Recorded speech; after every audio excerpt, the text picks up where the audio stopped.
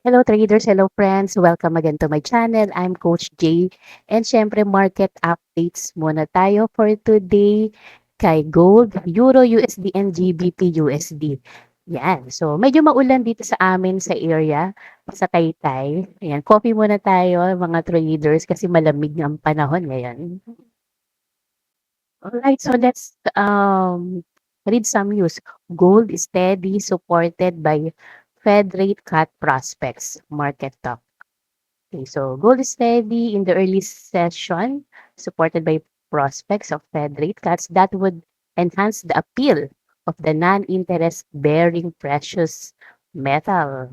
Ito naman from Reuters, trade fears hamper tech stocks, dollar falls amid rate cut talk. Ayan, so global equity indexes mostly fell on Wednesday as possible US trade curves on cheap equipment pulled tech stocks lower. Ito naman yesterday, no? Gold extends record rally on Fed rate cuts bet. Softer dollar. Okay, so yan ang sentiment ngayon about the rate cut for dollar. So expectation ay medyo weaker ang dollar. Alright? Let's check the daily time frame. Okay, so here in the daily time frame, as you can see, no, kitang-kita na nagkaroon na naman ng all-time high dito kay gold. So 2483, 2483.4. Okay? And then ngayon nga, no, nagre-retrace siya. Okay, kitang-kita nyo itong very impulsive move to the upside. So, syempre, hanap tayo ng opportunity natin. Trading opportunity, definitely, maghahanap lang tayo ng mga buy opportunities dahil ang momentum ay very bullish. Okay, so medyo delikado lang mag-sell. Alright, so yan. So dito sa area na 'to magandang level 'to kasi previous resistance yan, possible mag-act as support. So ang problema medyo malayo siya. So siyempre, magamit tayo ng fib to check the possible correction. Ayan. So puwedeng mag-start ang price na mag-retrace dito sa area ng 38.23. Yan. So previous resistance din yan. Okay, so possible din na mag-act as support. So ito muna ang ating possible na level na kung saan ay hihintayin natin na mag-retrace ang gold, pabalik dito tapos saka tayo magba-buy. Alright? So let's check the H1 time frame. So dito sa H1 time frame, okay. Yan, so kita niyo na itong double top na 'to. Alright. Ayan, so double top or M pattern tapos na-break na, okey, nagkaroon na ng breakdown, ayan. So possible na i-retest itong neckline, sa mga gustong mag-quick trade puwede naman na mag-sell as long as merong confirmation pagdating dito, okey, 'yan. So puwedeng ang target mo na ay itong level ng 38.2% fib ratio na na-plot natin sa daily.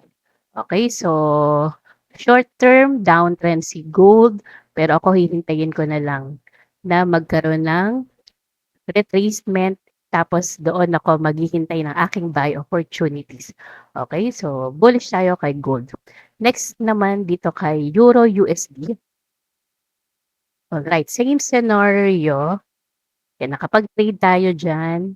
Nagkaroon ng very bullish move. Okay, so siyempre hihintay din tayo dito ng, buy opportunities. So possible na mag-retrace ang price dito ulit muna sa 38.2. Okay, so hintayin natin ang magiging price behavior diyan.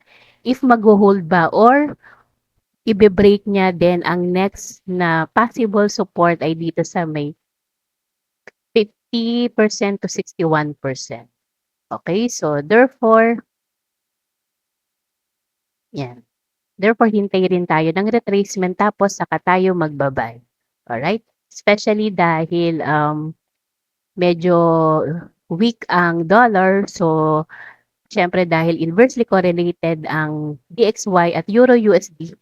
Kaya kung bearish tayo kay DXY, bullish naman tayo kay Euro USD. So, let's wait for the retracement, okey. So, siyempre dito yung magandang level dahil diyaan nagkaroon ng demand area sa area na 'yan. 'Yan yung sa may 50% to 61.8% ng FIB, okey? And then last pair dito kay GBP/USD naman, you can see dito magandang level, okey, kasi previous resistance yan possible na mag-act as support and siyempre nandiyan diyan ang demand level. Kita niyo naman nung pumunta ang price diyan ay bigla ng bumulusok ang price pataas, okey.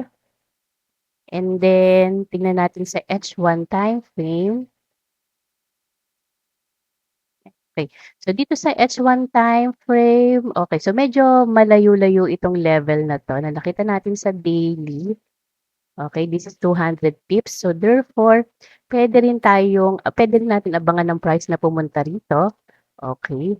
Dahil 'yan ay, previous resistance din 'yan, possible na mag-act as support, okey, dito sa area ng 1.29, 'yan diyan bandang area. Kasi if ifi-fib din natin siya, okey, 'yan. So, nandiya-diyan din yung 50% na golden ratio rin which is the 50% fib ratio, okey. Favorite ko din yang level na 'yan. So, therefore, hintayin natin na ang price ay pumunta dito sa area na 'to and 'pag nagkaroon tayo ng confirmation, that's the time puwede natin sabayan ang pagba-buy. Okey, so bullish tayo. Then dito kay GBP/USD. So yun lang and I hope marami ulit kayong natutunan and invite namin kayo dito sa aming Discord community wherein meron kaming live session weekly, twice a week, okey. Yan, so mamaya ako yung magla-live session, very active yung aming members. Yan, at siyempre lagi ako nagse-share ng aking trade setups. Okey, so if meron din kayong tanong puwede niyo agad itanong sa aming mga coaches. So yun lang and I hope marami ulit kayong natutunan sa video na ito. Ba-bye.